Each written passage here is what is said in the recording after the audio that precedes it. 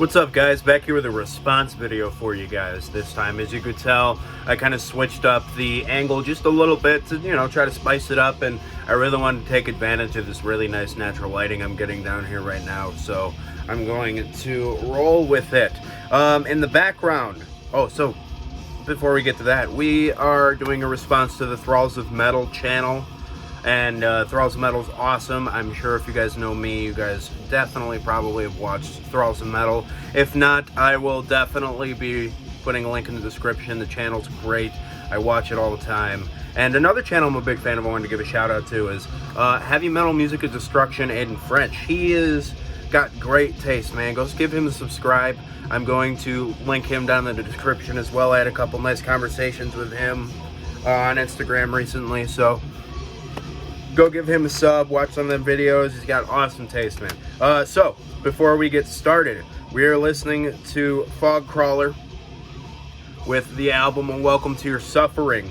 This is a brutal death metal band from Beloit, Wisconsin, which is about an hour and a half, hour 15 from me. So technically, I guess it's a local band. Especially in comparison to a lot of other bands. I've just been in like a weird mood of like super brutal death metal and like grindy stuff, man. I've been listening to like Last Days of Humanity and stuff like that. So Fog Crawler's on the playlist. And another thing that's mildly out of the ordinary, I'm drinking an IPA, Goose Island. This is their straight up IPA, India Pale. Yeah, that's all it is, India Pale Ale. Like I've said, usually I'm not a huge fan of the IPA, but beer's beer, and at Woodman's it was $6 for a 15 pack of assorted Goose Island products. So, Nostrovia. Alrighty. So, number one of the sophomore slumps is going to be Mayhem's Grand Declaration of War. Yes, this is technically the sophomore album. Most people hate this album. I don't hate this album, really. It's by far not the best Mayhem material of all time, but I got into Mayhem with this record. It's kind of got these, goofy, weird, industrial feelings to it, and that's usually an immediate turnoff for me, but I think I have this kind of almost nostalgia about this record. So I wouldn't call this bad. The title track itself, the opener, is my real introduction to Mayhem. It's cool record. It's cold, but cold like a steel rather than like frosty, snowfall. But it's a great album, I think. I know I'm immediately going to be the type to talk crap on industrial pretty much immediately, but for whatever reason, this one clicks with me. So that would be Mayhem's Grand Declaration of War. Number two is one of my favorite bands of all time, man. This is Power of the Night by Savatage. Savatage, obviously you guys know them, Florida, absolute legends when it comes to traditional metal, power metal, speed metal, and kind of progressive metal in their later era. But this is their second record from '85. The first full length to come out after Sirens being their first one. But this one again is not that it's bad, it's just not memorable whatsoever. And their discography, I mean, it's surrounded by some of the best records of all time. I mean, Sirens is one before it, The Dungeons Are Calling is before it, which is one of the best EPs I think in American metal history. There's one record in between this and then Hall of the Mountain King. That record in between is pretty good. Definitely not. It's probably considerably similar to this one. This one, it would be lost in the woods, man. This is kind of definitely something that you would not pay much attention to in comparison to all the other bands at the time coming out with this style to it. But overall, man, Savatage is a good band. One of the best, I think, in America. And this record is good. I couldn't even think of a song name for you that, I would say is a standout. Not one. Seriously. I mean, yeah. So, sorry to say it, even though I adore that band and I like that album, it's not the greatest thing I've ever heard. Number three is an album I actually don't own a copy of. I think it's kind of hard to get a hold of, besides the fact I don't even want it. It is Reflections by the band Convulse. Convulse produced one of my favorite death metal albums of all time in 93, their debut record. And their second record is 95, 96, maybe, I think 95. But man, talk about a dumpster fire of an album in comparison. So basically, they took out all of like the doomy parts that was so good about the first Convulse record, and then they kind of transitioned it into more like a stoner doom, which, you know, I like stoner doom. I like stoner metal quite a bit. But then they started like taking on a lot of the death metal portions and just putting groove metal in there. So it's like a sludgy groove metal with little tinges of death metal all over it. And they completely changed the vocals like entirely. Like it's the melodic kind of scream, yell kind of thing. It's just infuriating for me because I don't really like that vocal style. I think it's kind of annoying, and in comparison to how good that first record is, I'm kind of salty about it, to be honest with you. So I think that's a lot of the fuel for me not loving this record as much as I do, beyond the fact it's just kind of trash, man. And this hat's bothering me a lot. I'm just gonna roll with it. Whatever. It keeps falling off my head. My hair is being all poofy and annoying. Number 4. All right, let's start the fist fight in the comments now. Peace Sells. Not nearly as good as Killing Is My Business. This is a lot more of a thought out and crafted album, but I think that takes away from the Megadeth sound for me. Obviously, I like it. This is a good album. Killing in My Business is just better for me. The albums that go up to here, up to like Euthanasia's the last record I own willingly. I'll get the other stuff at like Goodwill, and even then I'm still thinking about calling it out right now. But Peace Sells, it's a good record. I mean, The Conjuring's a great song. Good Morning Black Friday. I actually really like the song I Ain't Superstitious. Bad Omen's a great song. But man, this album sounds way more tame. Killing Is My Business is just like speed freak, drunken anger, man. It is like they got something to prove. And I definitely understand where it came from. I know coming out of Metallica, whether he got booted or whether he quit, it depends on where the story comes from. I don't know what the actual thing is, because I've heard both from sources saying Dave said one thing and Lars is another, and who cares, honestly, I really don't. But like this compared to Killing Is My Business, it's a good record.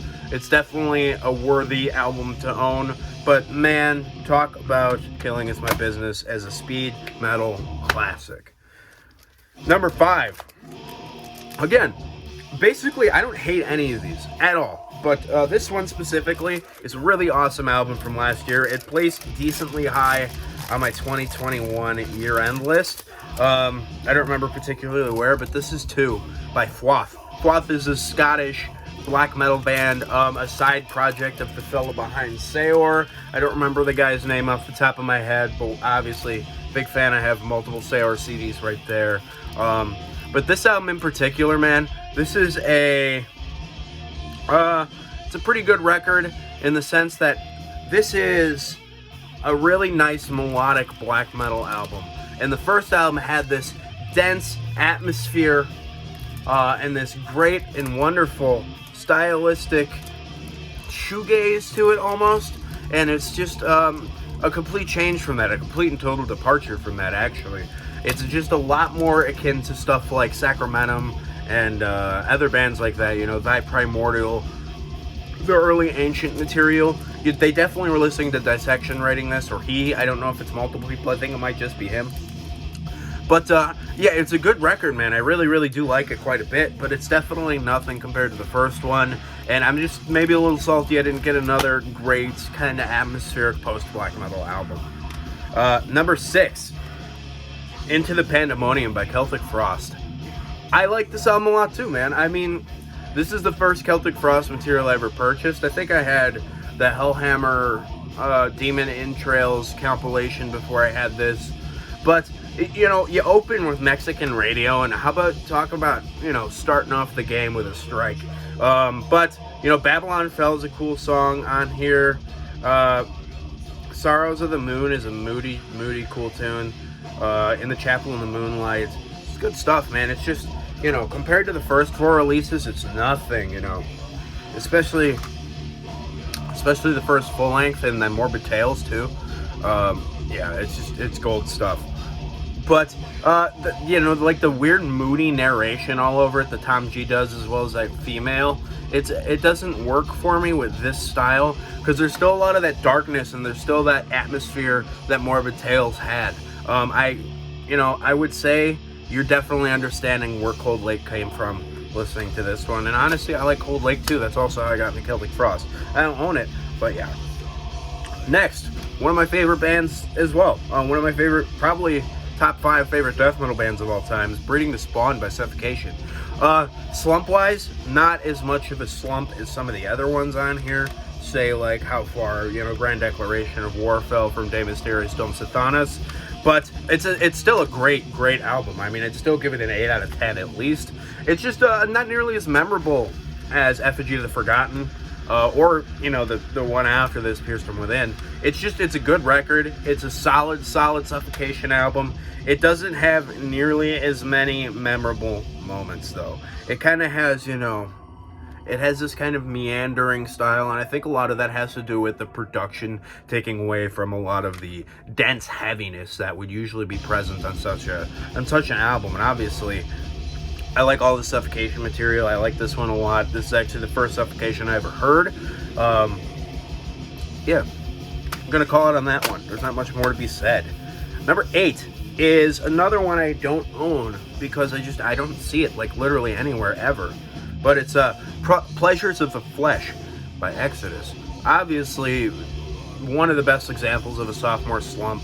It's not really all that memorable really at all. Steve Zetro's great. I like Zetro's voice a lot. The record to come after this, Fabulous Disaster, is my favorite Exodus record, so it's nothing against Zetro. There's just something about the record that doesn't work for me. I mean, Chemical is a cool song, or Till Death Do Us Part is also a pretty decent track, but it's not really anything that catches the attention of the majority of listeners in the same way as, you know, Fabulous Disaster would, or Bonded by Blood would.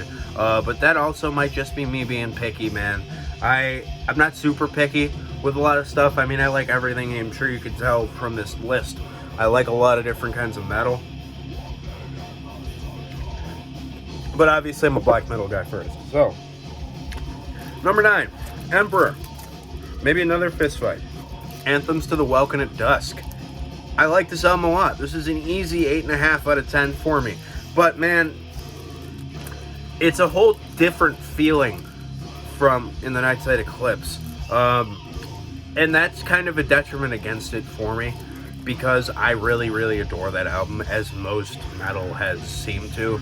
At least most black metal guys seem to. This is a great album. I mean, I even like this and Promethean, or Prometheus, or whatever. I forgot how to pronounce that last one, or that other one. But this is, it's a lot more aggressive, and I think the drums are a bit much. What's the dude's name that did the drums? Trim? Yeah, a lot of people really hail Trim as like a great drummer, and the guy really is, but I don't think it fits with this kind of symphonic style. I don't think it really makes it sound epic and bombastic, and you know, it's not quality dungeon metal in the sense that In the Nightside Eclipse really was. It's a lot more spooky, a lot more angry. It's kind of like cosmic chaos rather than, you know, orcs storming a castle, which is kind of more my speed, as much as I like the idea of, you know, like I said before talking about this, my buddy talked about this, like a wizard standing over a cauldron swirling some black magic kind of stuff around. I could definitely see what he's talking about.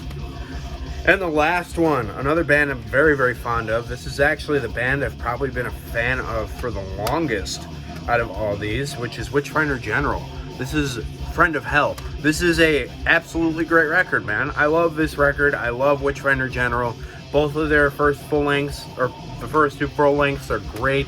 I don't think they ever did anything else. They might have done like a Return in the 2000s, but when is that ever nearly as good as the original stuff? Again, it's just kind of like a weird attempt at becoming more popular, I would say. I think they're trying to break off into some more mainstream territories, which is odd because they upped the booby count on the front cover as well. You know, they made it a little sleazy on the back as well. But you know, there's some really catchy tunes on it here. Like Music is a really catchy tune. Shadow Images, you know, Requiem for Youth, Love on Smack is an entertaining song. I don't know if these guys ever really got into drugs or anything, but man, this just, it doesn't hit like the other one does, you know what I'm saying? Death Penalty. It's a good record. I like it quite a bit, but it's not as great. So I hope you guys enjoyed this. I would love to see some other people get on this thread. I think it sounds like a really fun thread. Hopefully I don't start too many fights in the comment section, which I probably will, especially saying, you know, what I did about these cells. So I hope you guys enjoyed this. I'll catch you guys in the next one. Keep it greasy.